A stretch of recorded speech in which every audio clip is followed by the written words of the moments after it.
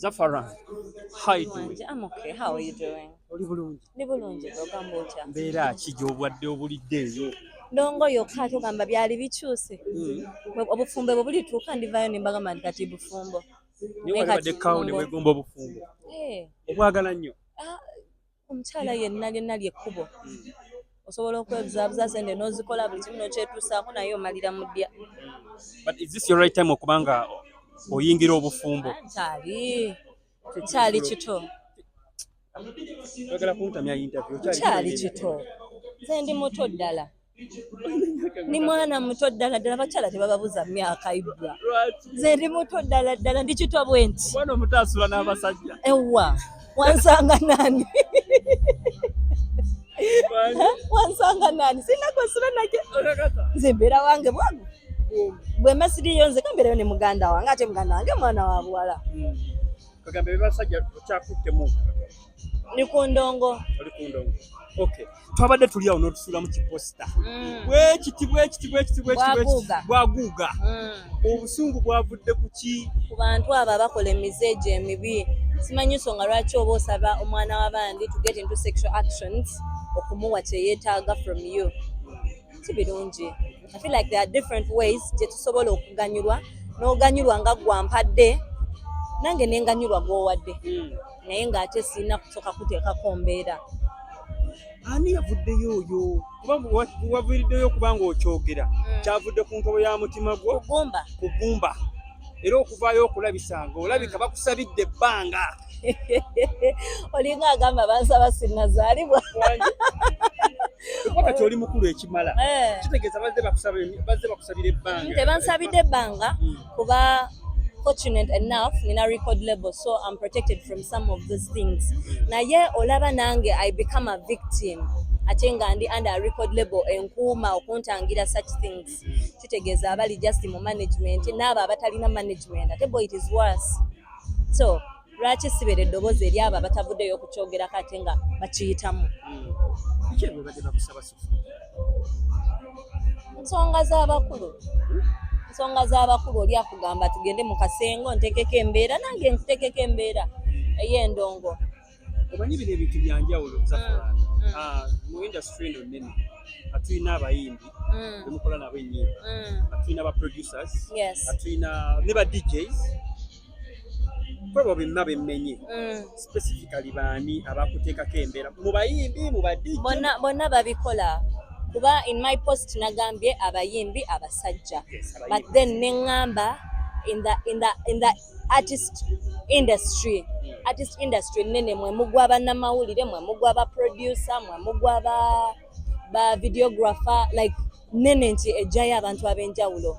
So buli omu bw'oba ng'okikola si kirungi. Nzikiriza waliwo embeera yonna esobola okutuyamba n'ofunamu n'enfunamu nga sikoseddwa tokoseddwa. Kuba sikiwa nti oyo gw'ogambye akuwe byakuwadde okumuwa ky'omuwadde akikola mu kusiima. So there is no way why we abuse sex. Olw'okuba nina kye nkusuubiramu oba olw'okuba nina kye nsuubiramu. Azafran kino ky'okuba nti wavuddeyo n'okyogera tugambe nti omutima gwo gwatowolokose kibadde kizito nnyo ku mutima gwo? Personally mbaddeko mu mikwano gyange abayimbi abakyala. Siri muntu nnyo nti mbabeeramu nnyo naye lwe musisinkanye once in a while mu discussing ebintu ebiri common because mukola emirimu gye gimu naye obiwulira nga babyogerako naye ate ne weesanga nti maybe ye talina buvumu bumala kuvaayo kukyogerako nti bannange embeera bweti ne bweti.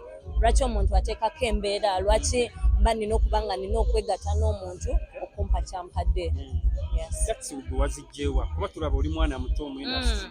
Gatsi zino wazijjewa n'ogaa nti kansibe pinning njogera on behalf of other women mu industry. It's not supposed to be guts per se. It's not supposed to be guts.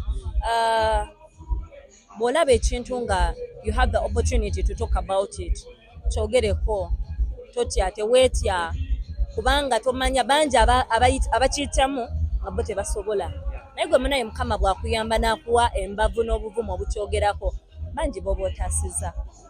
So why now? Osanga Mwoyo ye yanfuuyiridde nkyogereko kati.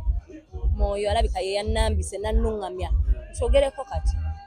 Kuba kizze kibeerawo and people ignore it bakitwala nti kya bulijjo endongo bwekyo olina okuteekawo embeera n'ofuna ky'olina ofuna. Naye I feel like we should do better than that. Zafaran, omuntu oyo ndoze kyakuwaliriza okuvaayo. If you don't mind, omuntu oyo yani? Nze ndi mukazi Muganda, sambula bantu. Mwambule? Ndi mukazi Muganda. So, for dignity, for respect, nze bw'aba mpisizaamu amaaso nze sijjaga muyisaamu. Naye yenna akikola nammwe mwenna abakikola, kuba kino tekirina ku bayimbi ffekka ng'abayimbi nti n'ensi yonna abakyala bayisibwa mu mbeera eyo. Abakyala otuuka olina kugamba nti okuwa omulimu, okuwa position bweti mu kampani yange, olina okunzijamu. We have to get into sexual practices, nendyoka nkuwa omulimu. So si birungi. Embeera ezo si nnungi wadde. Ng'omukyala ali eyandaba oli wa muwendo nnyo okusinga ekyo. It is not worth it. Kubanga togenda kukola mulimu gumu mu bulamu bw'ensi eno. Buli w'onaagenda onogenda nga weegatta nabo bakuwa emirimu. Ogenda kukomawa. Omuntu oyo oyinza okuba nti munnaye nga yakusaba ebintu buli oyita okuba nti yakusaba. Akusaba atya nti Zafarani mpa kino nsobole okuyisaawo ekintu ky'oyagala. Omanyi endongo eno olina kuba mugezigezi. Muyayiyayi ayinza obutakugamba nti munnange mpa. Nena kugamba nti teekako embeera. Embeera bya mirundi bingi. Teekako embeera ssente as in finance. Teekako embeera ssente. Kodi zirabika. Tuli bantu bakulu kodi zirabika. Ate n'emitimbagano gino jjajja ayinza obutakikugamba physically. Naye nakuwandiikira nagamba lwaki tojja nondabako. Nze atali mukyala bo. You know? Nze gwe tutalina nkolagana. Lwaki bizinesi ezo zitugatta kira tezitugattira wuwo. Kitegeera so bibamu. So no ending up nga osazeewo okuvaayo okyogereko. Yes. Nkyogereko, I create awareness mu nsi. Abakyala bonna bamanye nti si birungi. Era n'ababadde bakikola oli wa muwendo nnyo, you're very, very rich and expensive. You do not deserve to be treated that way. Era kisobola okukyuka. Omukyala alina okubaako w'atuuka okusobola okuba nga asurvivinga mu eno industry. Yes. Tugambe nti ebintu by'okuba nti abasinga ababeegabye mu basajja okusobola okuba nga basakisidinga mu ngeri emu oba endala. Abasinga bakikola lwa mbeera nagasina kyakola kambeeko engeri gyenkikolamu sobola okukola. Era bangi abakikola olw'embeera nagamba ate naakola ki oluyimba ndwetaaga. Kamuwe kye yeetaaga nfuna oluyimba. Bw'ali eyo omukyala ndaba n'otamanya nti oluyimba olwo lw'oyagala ofuna tolina garanti nti lugenda kukola. Kati buli gw'onaaba oyagalako buli gw'onaaba oyagala okukola project naye ogenda genda omale kuyita mu eyo mbeera. Kitegeera. So it's not worth it. Nzikiriza nti waliyo engeri endala nnyingi ze tuyinza okikolamu ate tuyisemu eryo kkubo. Let's not abuse sex. Kati gwe project gwe yafudde eyo yafudde tegeera kubaawo oluvannyuma lw'okuba nti munnaayo oba weeri. Ibula tokimanyi nti ndiko akapande k'obukodo. Tota bintu byo. Ndi mukodo ddala. Kakasa. Ndayira obutabawa. Ndayira era bw'obeera eyo nga batudde ne bakyogerako nga woli bagamba oyo omukodo tajja. Ebintu bye tabita. Tajja. Waba nga waliwo ekkuba erina gye liraga wazibe. Wazibe. Omanyi ebiseera ebisinga nammwe muteekawo embeera abakyala nti mubeetega mu ngeri emu oba endala n'ojjira mu kantu nga mutufunawo sompyo wagwani ng'ali bwe mba sikwesitaza nga gwe omuntu kuba kyenzikiriza sisobola kubeera mu budde bwange bwa ddembe ne nnyambala ng'agenda okukola. Bwe mba ngenda ku stage kukola sirina kwambala ate ng'ali mu budde bwange bwa ddembe mba ku mulimu nga ngenda kukola. Kitegeera.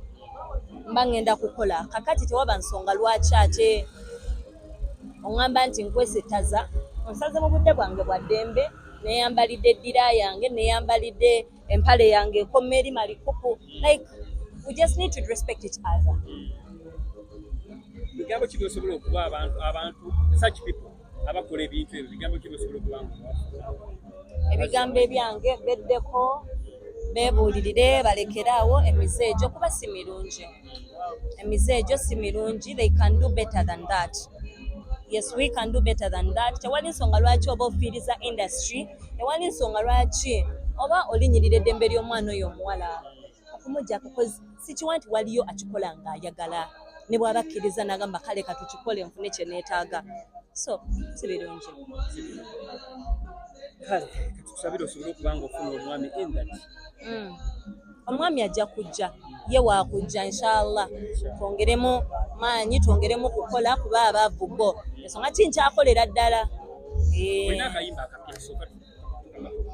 Yes, nina akayimba akapya bakayita Otulo. Yes. Akayimba bakakebereko ku YouTube yange nkozesa Foreign Vevo teberabira okusubscribinga n'okunfollowinga. And thank you, Ibra. Thank